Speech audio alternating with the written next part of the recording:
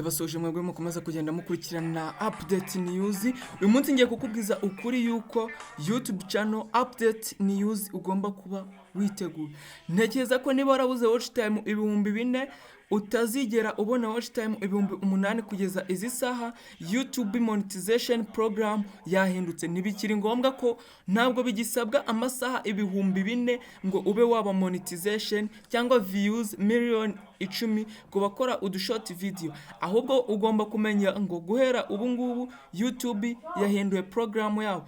Kubakora short video ni miliyoni 20 z'udushort video, kubakora long video ni masaha 8,000. Watch time 80k. Niba warabuze 4k ntuzigera ubona 80k, byagorana. Ahubwo banza wumve aka kantu neza. Reka ngo ikaze mushyashya kuri YouTube channel yacu, kandi nawe uhasanzwe uruwa gaciro ukande subscribe, by'umwihariko ukore like kwino video kugira ngo ibiganiro nk'ibi by'ubwenge nibikajye bigucika. Ngiye kukubwira update news ya YouTube imaze ku updatinga muri monetization cyangwa creator reward monetizing program. Ugomba kumenya ngo mbere yo kuba monetization ugomba kuba usabwa ibi: amasaha 8,000 cyangwa short video miliyoni 10. Ibi ni bigaragaza urugendo rwa YouTube, uburyo YouTube irimo iragukamo, uburyo irimo irakuraho. Mbere ya batangiye ntacyo isaba, iza kugera isaba bikeya, none ubu ngubu igeze aho isaba ibikomeye. Ibi ni bigaragaza urwego YouTube igezeho izamuka cyangwa itera imbere. Ndagira ngo nkubwire ngo guhera itariki ya mbere z'ukwezi kwa kabiri 2027 hazatangira gukurikizwa iyi programu y'amasaha 8,000 8k watch time ndetse na views miliyoni 20 kubakora udushort video. Ariko si cyo cy'ingenzi cyonyine kiba gisabwa, uba ugomba kuba ufite na subscribers 1,000. Ibi ni bigaragaza ko YouTube imaze gukura, imaze kuba programu nini cyangwa imaze kuba system nini ku rwego rwo hejuru, aho imaze kujya ikurikirwa na benshi, imaze kugera ku rwego yifuza. Kuba isigaye isaba ibintu byinshi, mbere ntacyo yasabaga. Ibi ni bigaragaza ko rwose irimo iragenda itera imbere ku rwego rwo hejuru. Ikintu cya mbere ugomba gukora, ugomba kwita kuri content imwe, by'umwihariko ugakora ama playlist.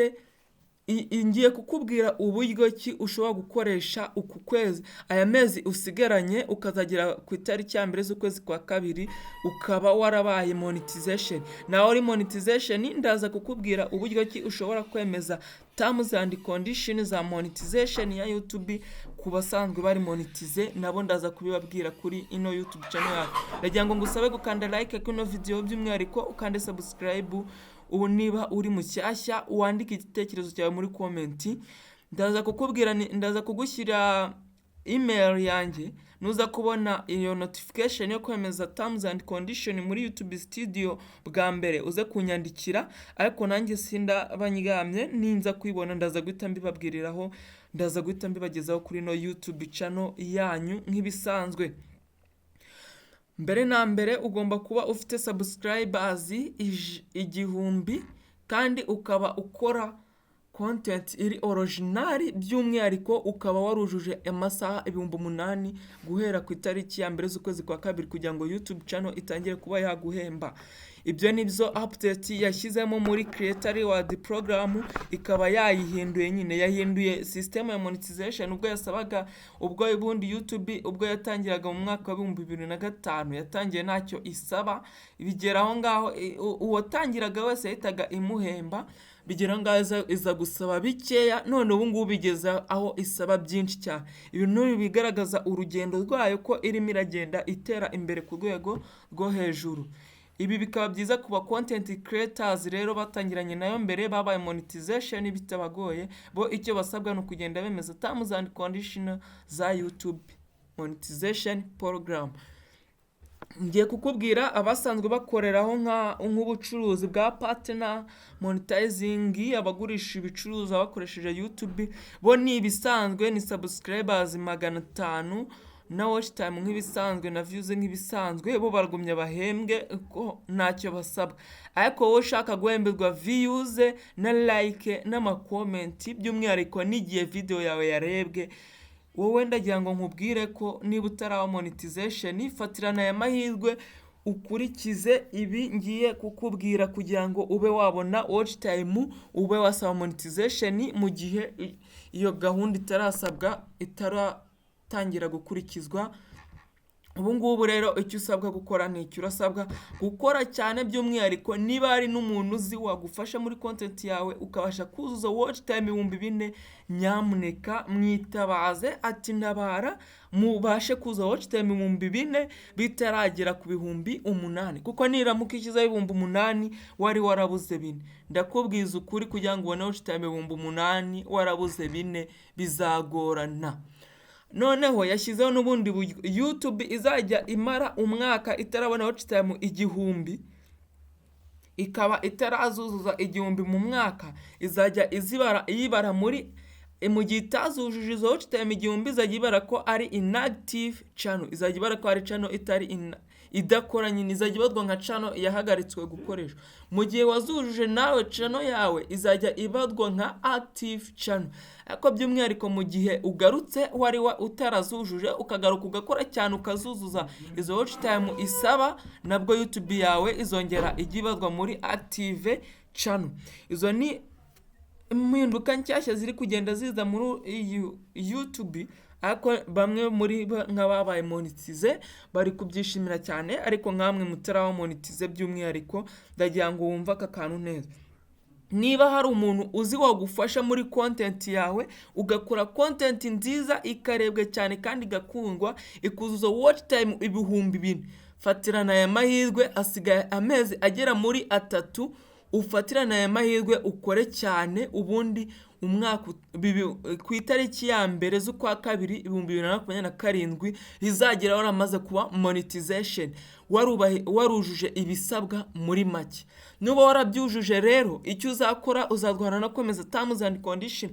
Ubu aracyari amahirwe menshi yuko ushobora kuba wahita wuzuza izo watch time 4,000 nk'ibisanzwe ugahita uba monetization.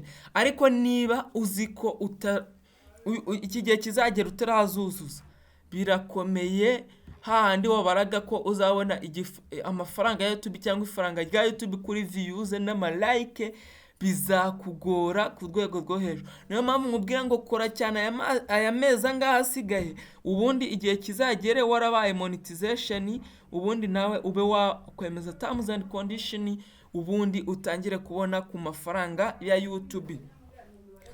Amahirwe menshi cyane arahabwa abantu bari basanzwe bari monetize, kuko bo icyo basabwa bagomba gucungana no kuba bemeza terms and condition muri notification iri buze muri YouTube studio yabo. Munacungana niyo notification igusaba kwemeza terms and condition niza, ubundi especially uhite uyemeza, ubundi nawe ukomeze ube monetization. Nutemeza izo terms and condition, nabwo monetization yawe baraba bayihagaritse kugeza igihe uzemereza terms and condition za Update News monetization program ya YouTube. Muri make no kwemeza terms and condition za monetization ugomba kuzemeza by'umwihariko byange bikunde. Numara kuzemeza rero urahita ugenda muri YouTube studio. Nanjye ndabandi maso cyane iyo notification ninyibona ndaza kubibagezaho kuri YouTube channel yacu. By'umwihariko niyo mpamvu ngusaba gukanda subscribe kugira ngo ubundi itaza kugucika. Iyo video ni mbona terms and condition bahereje iyo notification ndahita mbibagezaho kuri YouTube channel, ahubwo mukore subscribe, mufungure inzogera kugira ngo video yose ndajye nshyiraho ujye ureba ube uri tayari. Ndaza no kukwereka uburyo ki ushobora kuba wakomeza izo terms and condition, ubundi nawe ukomeze ugumane monetization program yawe nta gihindutse. Bitabaye ibyo nutakurikiza ibi ngibi ngo ukore cyane, kora consistently, upload consistently, by'umwihariko ujye ushyiraho video ndende niba ushaka kuba monetization muri amezi asigaye. By'umwihariko ku munsi ujye uba ufite video 2 wageneye abantu bawe, ubashyiriho video nk'ibisanzwe. Numara kubashyiriho video ubundi wapudetinge, buri munsi ukore long video na short video mu mezi asigaye nyamuneka, kugira ngo turebe niba aya mafaranga ya YouTube nawe ushobora kuba wa monetization, noneho impinduka nshyashya zikaza kuza zisanga nawe wamaze kuba monetization. By'umwihariko ngira ngo strategy zose zisabwa ngo utangire utuba monetization nirazibazaniye kuri no YouTube channel yawe. Ubaye utararebye iyo video wasubira inyuma gatoya ukaza kureba, ndagukorera playlist ya YouTube uburyo wakoreye amafaranga kuri YouTube. Iyo playlist nayo igukoreye, by'umwihariko uragenda urebe izo video zose utagize n'imusimbutsa, ubundi nawe uhite uba monetization muri aya mezi 3 asigaye. Icyo usabwa no gukora cyane, ubundi ugakurikiza ibyo mba nakubwiye, ubundi namwe muri monetization ndagira ngo nkubwire ko ni iyo update nimara kuza muri YouTube Studio ndaza guhita mbibagezaho kuri no YouTube channel yacu, ubundi mpite nkwerekana uburyo ki ushobora guhita wemeza terms and condition, ubundi ukagumana monetization utiriwe uhagarikwa. Namwe rero mutari ndaguha nimero zanjye kuri screen yawe, nuza kugira ukayibona mbere, cyangwa reka nzikubwira utuzandika nimero yanjye 0793125753. nuza kuntanga ukaba wabonye ku notification imbere, uhite unyandikira kuri WhatsApp kugira ngo tubashe kubisangiza n'abandi nabo babone iyo update, ubundi nabo bemeze terms and condition, ubundi monetization program yabo ikomeze bakorere amafaranga kuri YouTube. Nyamuneka niba uzi kuri umu content creator ukaba uzi ko wabuze watch time 4,000, ntabwo uzabona watch time 8,000. Watch time 8,000 ngira ngo uri kubyumva neza, mu gihe wasabwaga watch time 4,000 na subscribers 1,000, noneho bagiye kujya bagusa watch time 8,000. Ibyo ariko haracyari amahirwe yuko ubu ngubu uramutse ubyujuje ushobora guhita uba monetization direct.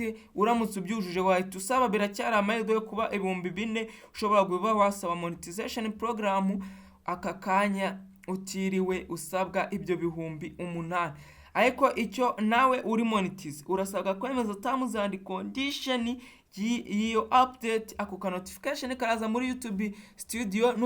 Nuramuka utakemeje ibyo birakureba, urahita uhagarikwa monetization kugeza igihe uzemereza ako notification ukakabona, ubundi ukabyemeza.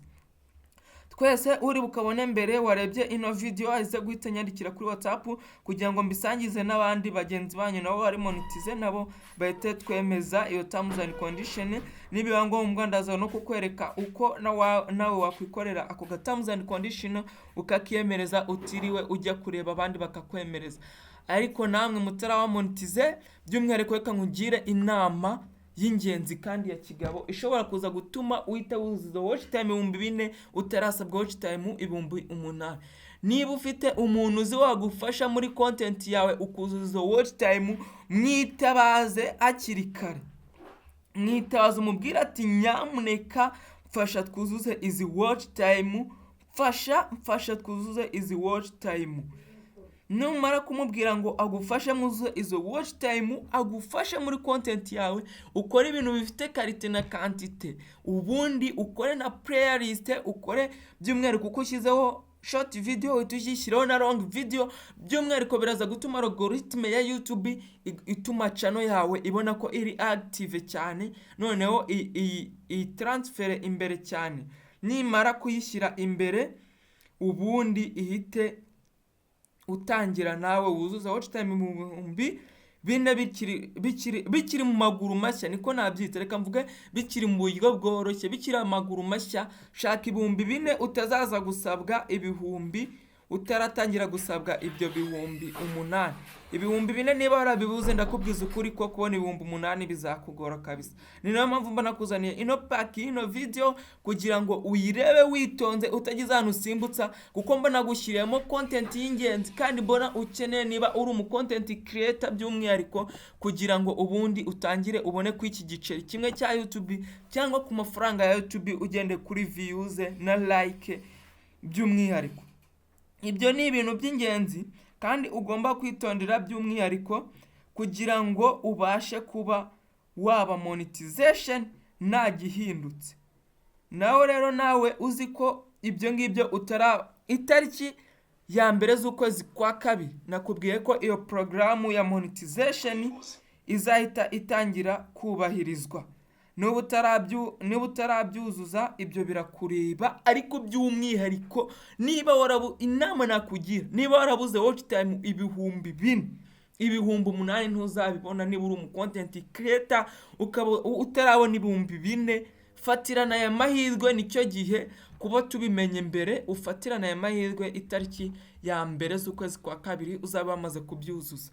N'uburyo bwo kuzigura nabwo turaza kubuganiraho bitari bigishoboka. Yakuze kunyandikira kuri WhatsApp kuri 0793125573 ubundi nabyo tubigeho inama. Ariko by'umwihariko dufashanye guys kugira ngo izi monetization izagure amategeko yayo, natwe twamaze kuba monetization. Iyo niyo gahunda nari nkuzaniye, ni update news ya YouTube. Mwibutsa ko twari turi kumwe na Charam Hope TV. Update news niho turajya tuzisanga, ndetse n'izo terms and condition niho turi buze kuzisanga uburyo twazemeza. Ndagushimiye wowe warudukurikiranye wumvishe video kuva itangiye kugeza irangiye.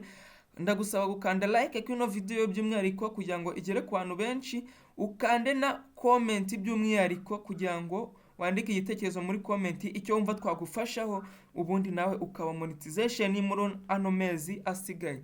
Kandi by'umwihariko utajyana utakanze urebe ko kanze subscribe ugafungura inzogera kugira ngo notification ya YouTube igikugezaho video zacu mu bambere. Twari turi kumwe na Oromie Chancelier kuri Charam Hope TV. Ndabakunda cyane, duhure muri video zitaha. Niba utararebye video zitaza uburyo wabyaza umusaruro YouTube, urazajya kuzireba kuri no YouTube channel narazibakoreye. Urareba playlist ya In Money on YouTube cyangwa uburyo wakoreye amafaranga kuri YouTube uyirebe udasimbukishije. Uraza gusoza ubasha kuba wagenda ugahita wuzuza ibyo bisabwa muri aya mezi 2 byibuze. Wowe turabikora nukurikiza ibyo nakubwiye muri ziriya video, urabikora mu mezi 2 urabubaye monetization. Iyo niyo gahunda nari ngufitiye, n'ubutandagaruka nkubwira uburyo ki wakomeza terms and condition. Iyo notification ninyibona ndatangibagizaho, nawe nuyibona utunyandikiye kuri 0793321257. Duhure muri video zitaha. Ciao ciao.